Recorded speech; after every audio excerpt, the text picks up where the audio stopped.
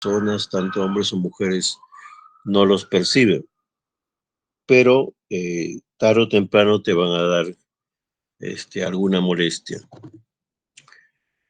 ¿Qué son los trastornos sexuales? Son alteraciones, ¿no? Propias de lo que es la respuesta sexual. Creo que ya han tenido una clase anterior, no sé, creo que es con la doctora Durán, sobre lo que es respuesta sexual. Entonces, todas esas fases pueden verse alteradas, ya sea en sí por la misma respuesta que no se presenta de manera normal, como también la presencia de dolor durante la misma. Eh, por lo tanto, estos trastornos tienen causas principalmente psicológicas y algunas de ellas son orgánicas. En cuanto a las causas psicológicas, hay factores predisponentes, hay factores precipitantes y hay factores mantenedores. Algunos de ellos se pueden mencionar. En cuanto a lo que son factores predisponentes, tenemos las relaciones deterioradas generalmente desde la infancia con los padres, el inicio de las actividades o experiencias sexuales también traumáticas, ya sea a muy temprana edad, alteraciones de la identidad, ¿no? En cuanto a lo que es la esfera psicosexual, la educación, a veces que va a extremos, ya sea moral o religiosa, y una falta de una adecuada educación sexual. Todo esto puede predisponer a la aparición de algún trastorno sexual o disfunción sexual en las personas, ya sea hombres o mujeres. ¿Cuáles son los factores que desencadenan o precipitan la aparición de estos cuadros? Son experiencias sexuales traumáticas, problemas generales en la relación de pareja, eh, experiencias de infidelidad, ¿no? Expectativas que a veces no son acordes con la realidad, alteraciones de la respuesta sexual en la pareja, no tanto en uno, sino en la pareja, eh, fallos circunstanciales, fallos pasajeros que pueden desencadenar la aparición de estos cuadros. Problemas orgánicos, que eso ya se verá más adelante, la edad, que es muy importante, ya que estos cuadros generalmente se presentan conforme avanza la edad, tanto la mujer como el varón. Estados psicológicos ya más graves, como depresión y ansiedad, que pueden influir en esta respuesta sexual. Bueno, el parto, porque llega un periodo de lo que es el puerperio, donde pues la mujer tiene que recuperarse de todo ese proceso que ha sido el embarazo, proceso fisiológico que puede alterar las hormonas y por lo tanto la respuesta sexual. Una vez apareció el cuadro, hay cosas que lo mantienen, que a veces no condiciona solamente que sean pasajeros, sino que ya se mantienen a lo largo del tiempo, ¿no? Se puede producir una ansiedad ante la interacción sexual, pensar que va a haber fallo, fracaso, sentirse culpable tal vez por ese factor o situación precipitante que hubo, ya problemas de pareja, tanto en lo que es atracción, comunicación y otros sociales con la misma pareja, miedo a la intimidad por diversos factores, cómo se percibe la persona, su autoimagen, ¿no? La falta de información, sobre todo en edades tempranas, escaso tiempo de actividad sexual precoital. Y obviamente la esfera mental, que es pues muy importante en la aparición de estos cuadros como ansiedad, consumo de drogas, falta de lo que es una buena alimentación, estados depresivos que pueden llevar a la aparición de estos trastornos. En cuanto a la aparición de estas disfunciones respecto al tiempo, ¿no? Hay trastornos que han existido desde inclusive el inicio de la aparición de la actividad sexual. Se consideran, por lo tanto, de toda la vida. Los adquiridos que han aparecido después que ha habido un periodo normal de respuesta sexual o de actividad sexual por parte del hombre o la mujer. Los generales, ¿no?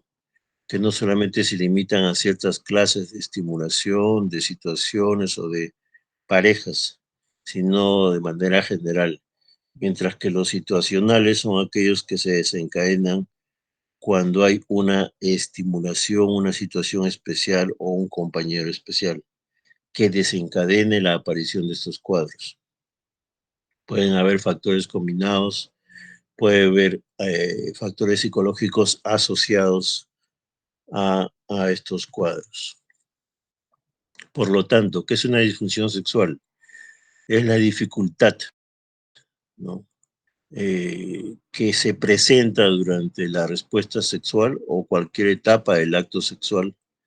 Ya han visto ustedes que es las etapas, la excitación, la meseta, el orgasmo y la resolución. Eso creo que ya lo han explicado en la anterior clase.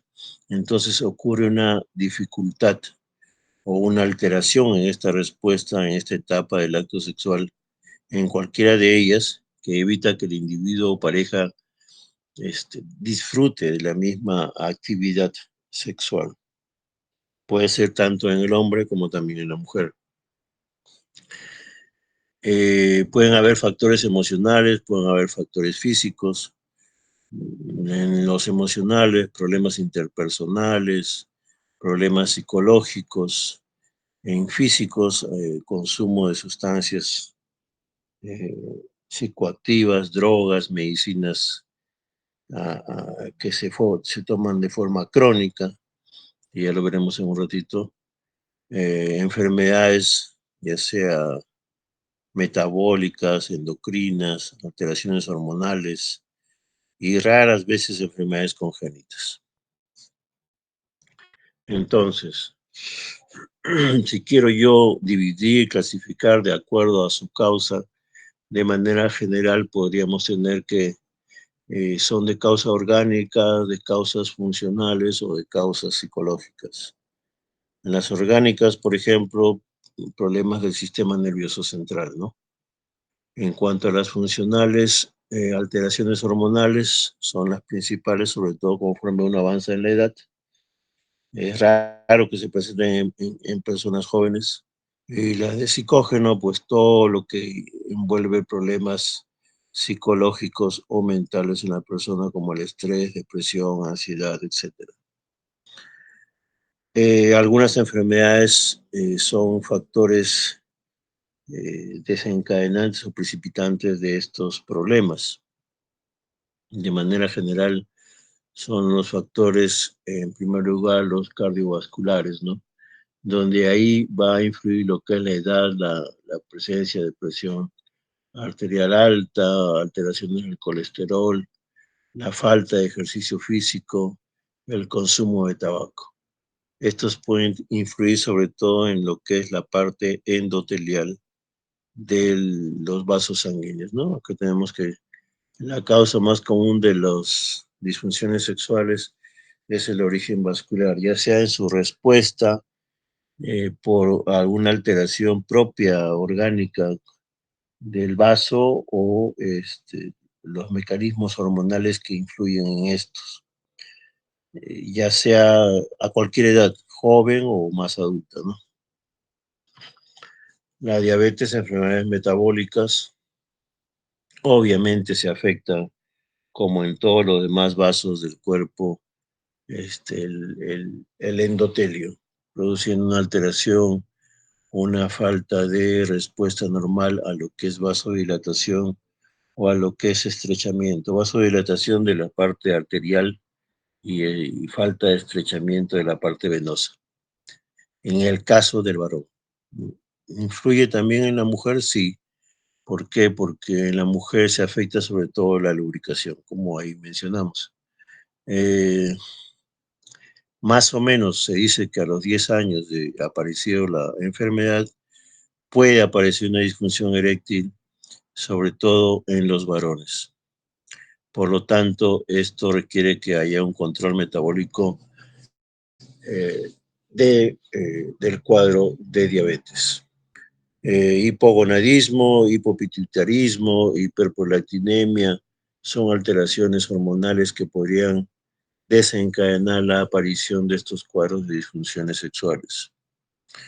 Igualmente la parte tiroidea, que ya es merecedor de un estudio particular sobre cada cuadro.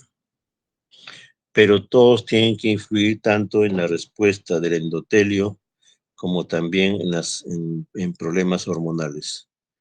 En cuanto a problemas renales, es multifactorial.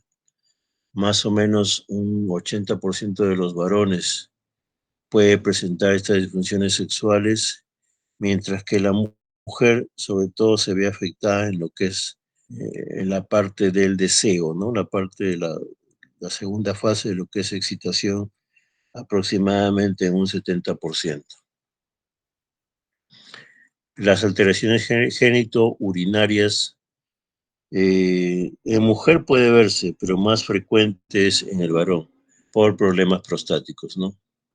Podría haber una disfunción sexual en mujeres relacionados sobre todo a los estados de incontinencia, a los estados en los cuales aparecen distopias genitales, que obviamente por ser un problema orgánico va a impedir una adecuada respuesta sexual.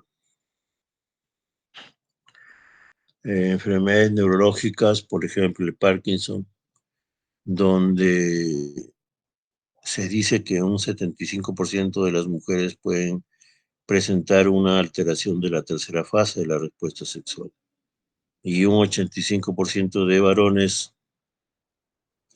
va a tener alteraciones en lo que es la eyaculación. Problemas psicológicos, problemas psiquiátricos tienen que ver grandemente con el desarrollo de estos cuadros. Acá tienen lo que supuestamente han revisado ustedes en la clase anterior, las fases, ¿no? Excitación, meseta, orgasmo, resolución y sus características de cada una. Este es en cuanto al varón. Yo supongo que creo que la doctora Durán les hará las preguntas respectivas a estas respuestas. En la mujer igualmente tiene su cuadro, algo diferente al del varón, pero las etapas son las mismas. Esto tienen que repasar porque esto le va a preguntar la docente que les ha dictado esa teoría. ¿Cómo se clasifican las disfunciones sexuales? Tenemos trastornos del deseo sexual, tenemos alteraciones o cuadros de la excitación sexual, tenemos lo que son problemas en cuanto al orgasmo y presencia de dolor durante el acto sexual. En estos cuadros, pues hay diferentes situaciones. Por ejemplo, en los trastornos del deseo sexual podemos ver lo que es el deseo sexual hipoactivo y su extremo sería los trastornos de aversión completa al mismo acto sexual.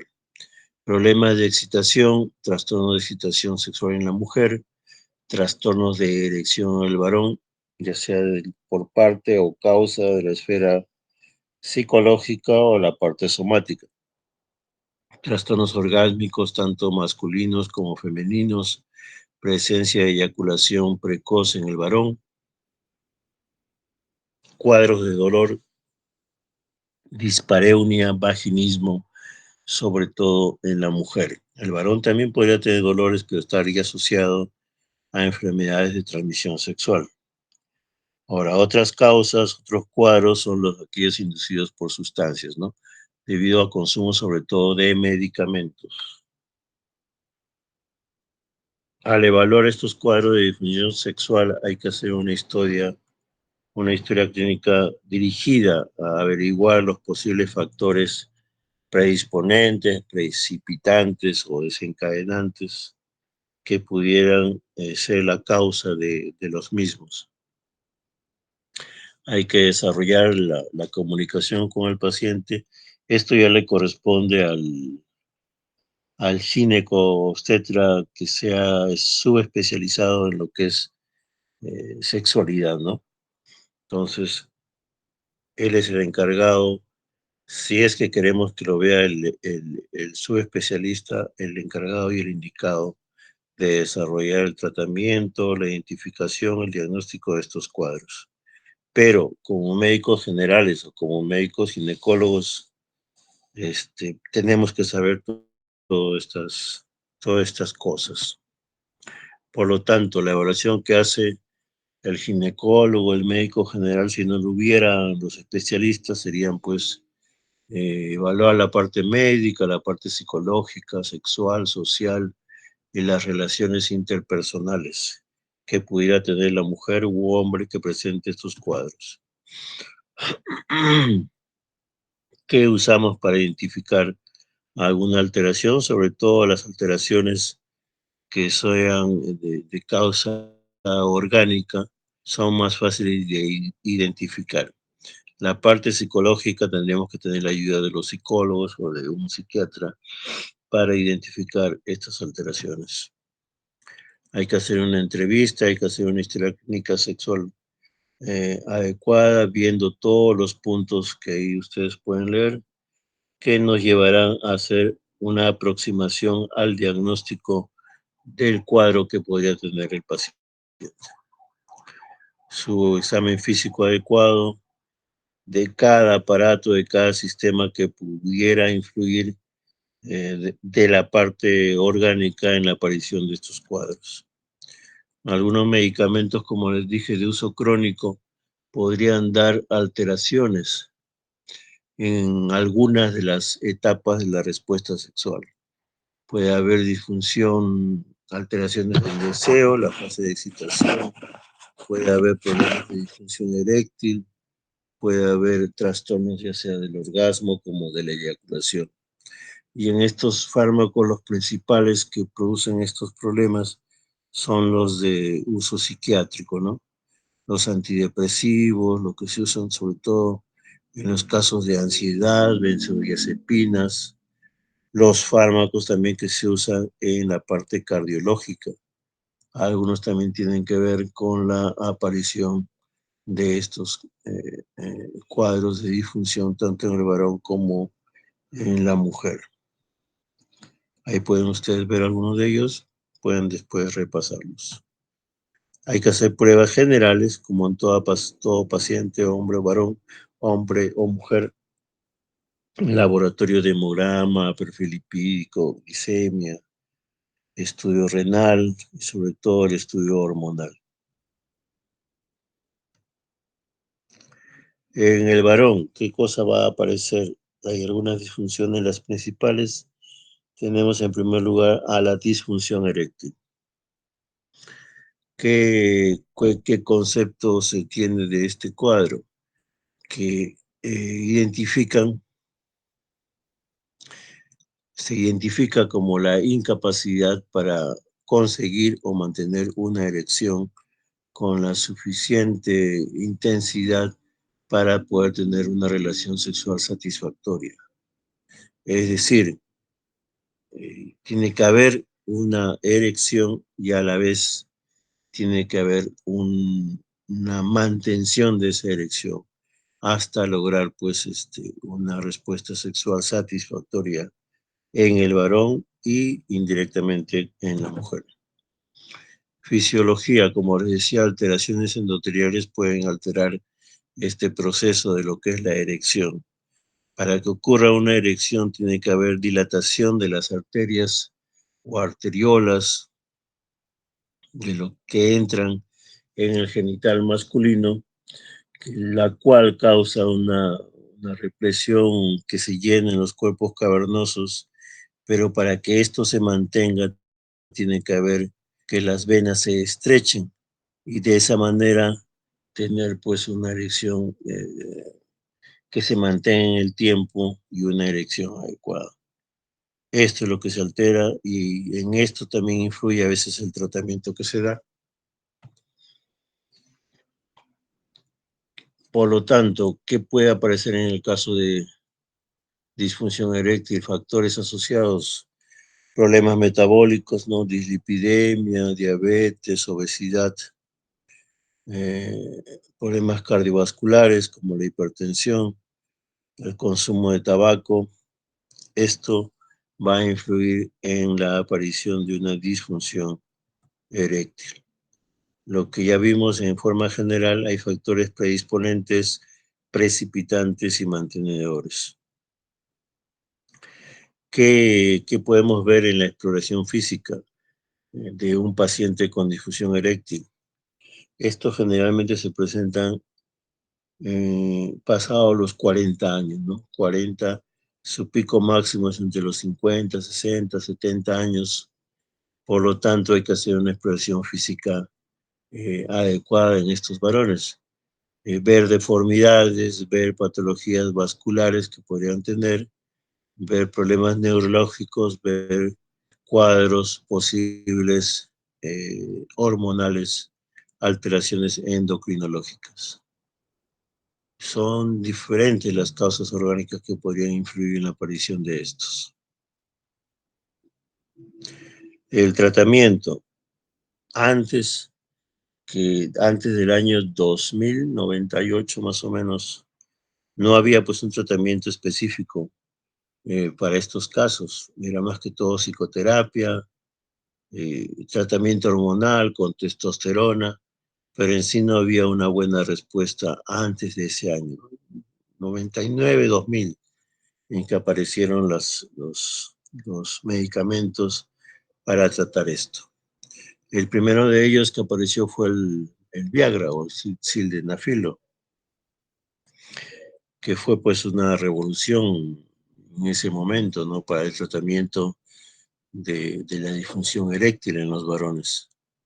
Posteriormente ya se encontraron otros medicamentos con algunas ventajas o desventajas que se observan, pero comparando con el sildenafilo. Acá podemos ver tres de ellos. El sildenafilo varía en sus dosis, puede ser hasta de 25, 50 y 100, que es su máxima dosis. El tadalafilo de 10 a 20 miligramos, que es la máxima dosis. Y el vardenafilo, que es de 5, 10 y 20 miligramos. Eh, ¿En qué se diferencian? A veces en lo que es el tiempo, ¿no? El tiempo de duración y el tiempo en el que aparece una adecuada respuesta al medicamento. Hay que mencionar que estos medicamentos no son afrodisíacos. O sea, esto se toma y lo que va a favorecer es la respuesta del vaso sanguíneo, la respuesta vascular que hay en el proceso de erección. Eh, por lo tanto, tiene que haber una estimulación previa adecuada, un deseo, una fase de excitación adecuada para que se produzca la erección administrándose este medicamento. Si no, no, pueden tomar, pero si no hay una estimulación, no hay erección, nada. Entonces el factor psicológico tiene mucho que ver en la adecuada respuesta de esta medicación. Eh, la diferencia en la duración. El sildenafilo tiene una respuesta entre 6 a 12 horas en que dura su efecto. El que más dura es el tadalafilo, que puede tener una respuesta hasta de 36 horas, o sea, 3 días. Por eso le decían el medicamento del fin de semana. Y el vardenafilo, que es de duración intermedia. La eficacia es más o menos de un 70-80% en los pacientes, sobre todo en aquellos que no hay tanto un problema vascular. Eh, sí llega a funcionar. Los efectos adversos son distintos, ¿no? Principalmente todos se comparan al sildenafilo, son cefalea, a veces visión azul, a veces el sildenafilo funciona dilatando los vasos, ¿no? Por lo tanto, no es recomendable usarlo en pacientes cardíacos, en aquellos que tengan hipotensión arterial, porque va a bajar la presión arterial. Por eso inclusive no solamente se usa en caso de disfunción eréctil, sino también en problemas de hipertensión pulmonar, donde conviene que haya esta respuesta vascular, ¿no? Acá tenemos las contraindicaciones de estos medicamentos. Tenemos pacientes que usan nitratos, lo que les decía, que porque incrementarían aún más la respuesta y podrían causar inclusive una hipotensión arterial severa que podría llevar a resultados nefastos, ¿no? Cuadros de hipotensión arterial, cuadros de insuficiencia hepática, pacientes con DCB, trastornos oftalmológicos que pudiera tener el paciente, ¿no? Y obviamente, pues, con aquellos cuadros en los cuales no siempre ha tenido este problema el paciente y no en el transcurso del tiempo.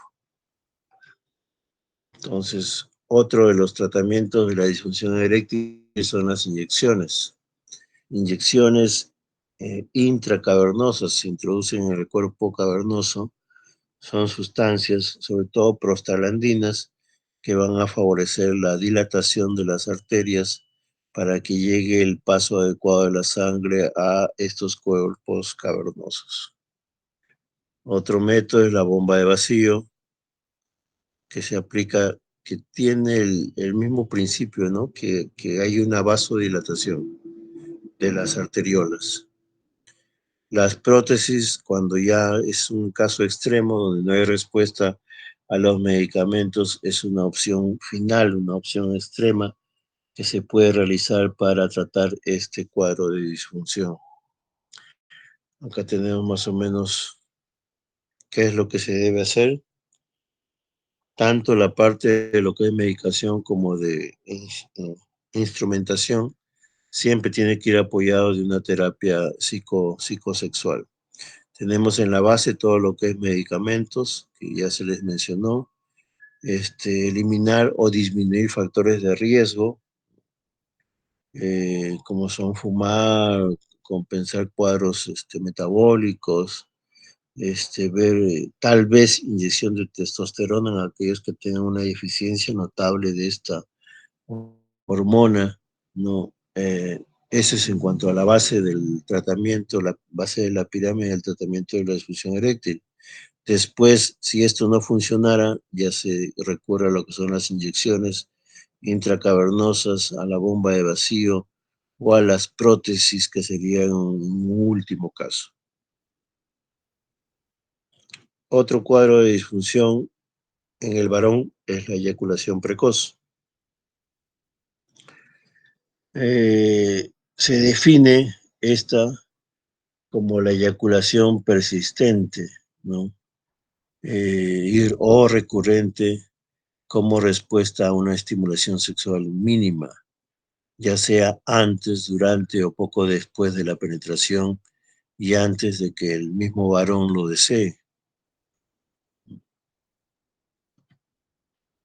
¿Cuáles son las causas? Fármacos, factores orgánicos, la respuesta a la intensidad de la estimulación sexual, falta de control del reflejo eyaculatorio por parte del varón, o un umbral alterado, un umbral muy bajo para la respuesta o para la estimulación, ¿no? Falta de habilidades en cuanto hacia el manejo sexual por parte del varón, que se acompaña muchas veces de ansiedad y que puede desarrollar la aparición de esta disfunción. Eh, Muchas veces, inclusive aprendizajes malos, ¿no? En estos casos, a veces los varones que tienen la experiencia con las trabajadoras sexuales, es muy frecuente que desarrollen estos problemas, porque con las trabajadoras sexuales, pues el tiempo es dinero, y a estas señoras o señoritas les conviene que el varón pues termine lo más rápido posible. Entonces, ese sería un ejemplo de lo que es trastornos de la habilidad y sobre todo aprendizaje o mal aprendizaje de lo que es la respuesta sexual o cómo debe comportarse durante el acto sexual el varón. Alteraciones de pareja, conflictos, ¿no? Problemas psicológicos que pueden aparecer en estos cuadros. ¿Qué tratamiento en aquellos hombres con eyaculación precoz? Tenemos los antidepresivos, justamente lo que les mencionaba antes, ¿no? Algunos de ellos, sobre todo la sertralina, los inhibidores de la recaptación de serotonina, la sertralina tiende a prolongar la respuesta al estímulo, ¿no? Eh, es una especie de retardante de lo que es la aparición de la, del orgasmo en el varón. Hay que ver tratamiento etiológico orgánico si lo tuviera y hay que hacer terapia de pareja o individual de acuerdo al caso. Ah, se pueden recurrir a procesos o entrenamientos de métodos de relajación, ejercicios de Kegel, no presionar, no tener relaciones o actos con mucha presión, donde tiene que colaborar obviamente la otra pareja, eh, y en algunos casos, pues los retardantes, ¿no? Que ya sean en crema o ya sean con preservativo, que disminuyan la respuesta o la estimulación durante la penetración.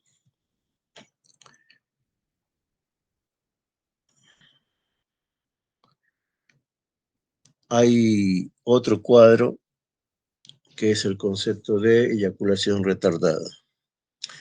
Eh, es un cuadro de disfunción que presenta el hombre, ¿no? Al menos durante 6 meses, donde hay un retardo, una demora, una ausencia inclusive de lo que es la eyaculación, ¿no? En casi todos sus, sus, sus actos que puede desarrollar este varón en cuanto a su actividad sexual. Obviamente afectándolo psicológicamente, y no siendo explicado por un problema de fondo psicológico. Este, este, este, esta presencia es a veces confundida con que es una buena respuesta sexual del varón. O sea, cuanto más tiempo tengo una erección, se supone que estoy bien, que soy una buena pareja. Pero a veces esto debe tenerse en cuenta. Está bien que pueda mantener una buena erección el varón, pero también hay que tener en cuenta a la pareja. Muchas veces esto es, esto es contraproducente, va a haber afectación de la mujer, porque no necesariamente el que el varón dure mucho va a satisfacer a la mujer. Eh, eh, Algunas mujeres se sienten muy satisfechas con la aparición de solamente un orgasmo. Hay otras que no, que pueden ser multiorgásmicas y que les, les, les parecería bien que tenga el varón este tiempo de duración prolongado o permanente en el tiempo. Eh, por eso dependerá también de la pareja, en este caso de la mujer. Se dice que el periodo de latencia normal considerado es de 3 a 6 minutos por cada acto sexual que pudiera tener el varón. Entonces, es un cuadro que a veces puede ser bueno, como también a veces puede ser malo. Dependerá de la situación y de la evaluación que se haga. No, esto se clasifica de acuerdo a la situación, de acuerdo al tiempo que pudiera aparecer. Se dice que es una eyaculación retardada ligera cuando por lo menos el varón requiere entre 30 a 45 minutos. Una eyaculación moderada, retardada moderada, cuando logra esto en presencia de su pareja, pero cuando hay solamente un estímulo adicional para que ello ocurra. Y generalmente no ocurre esta eyaculación intravaginal. Y severa cuando esto no tiene que ver ni inclusive con la pareja, sino solamente cuando hay una autoestimulación en el hombre. Entonces, ¿cuáles pueden ser sus factores causales? Enfermedades neurológicas, ¿no?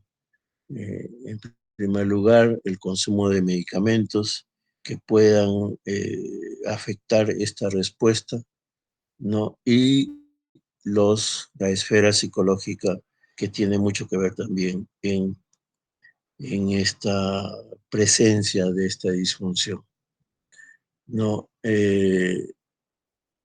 Esto en cuanto a lo que se puede evaluar de esta disfunción.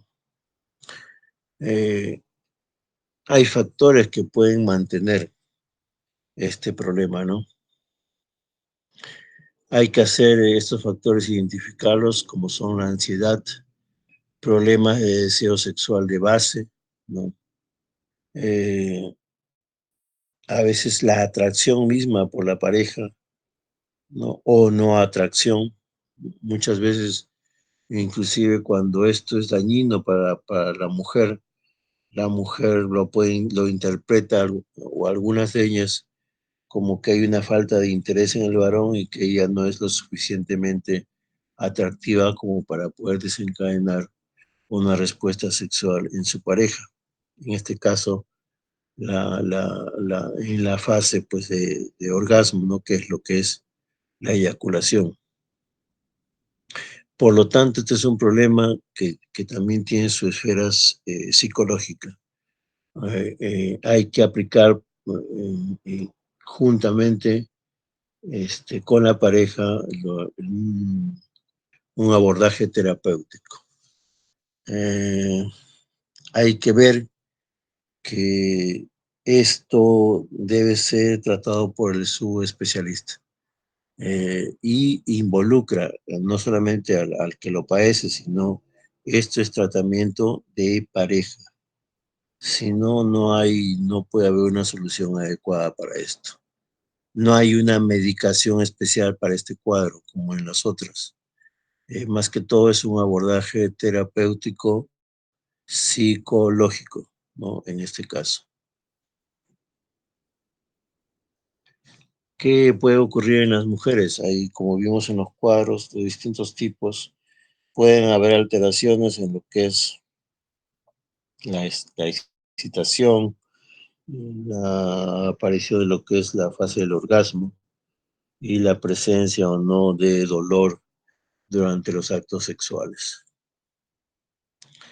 Eh, el principal de ellos es el trastorno hipoactivo del deseo sexual.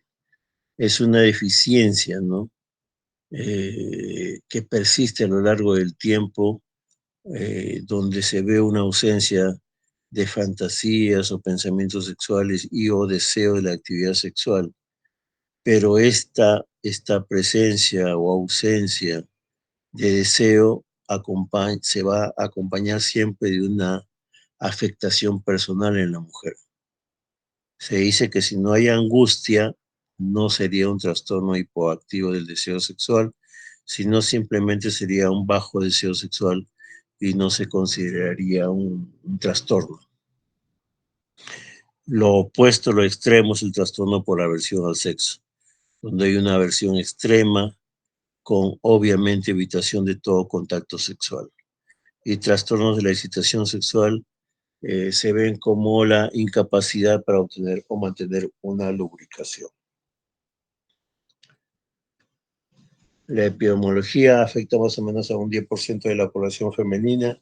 Hay factores a veces difíciles de identificar. Hay que ver todo lo que es la parte orgánica y la parte psicológica. Trastornos del orgasmo, otra disfunción sexual en la mujer. Puede haber una de causa primaria, secundaria o situacional, ¿no? La etiología generalmente es psicológica y esto requiere un tratamiento y una terapia adecuada para su solución. La parte orgánica es, es de baja influencia, se dice que aproximadamente un 5%. El manejo, hay que ver si es que hay un problema orgánico, un problema somático, y si lo hubiera, hay que corregirlo. ¿Ya? Si esto se descarta, se debe derivar al paciente al especialista en sexualidad para su tratamiento y terapia. Los problemas de dolor son el vaginismo y la dispareunia. El vaginismo es el espasmo o contracción involuntaria, ¿no?, del tercio externo de la vagina, que esto va a producir una incapacidad de que ocurra una penetración adecuada. Eh, Generalmente son factores psicológicos donde tiene que ver toda la experiencia que pueda tener la mujer. Y la dispareunia es aquella que produce dolor, ya sea por problemas orgánicos o problemas infecciosos, que puede ser al inicio, durante o posterior a la penetración. Afecta más o menos a un 2% de la población femenina.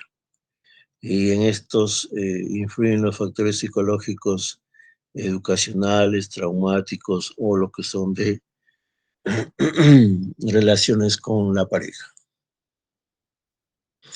Esto es en cuanto a lo que son disfunciones. Eh, a ver, unos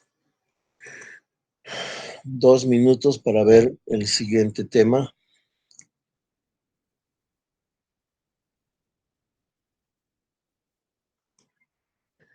que sería lo que es violencia basada en género. A ver, unos 3 minutos para que estiren las piernas.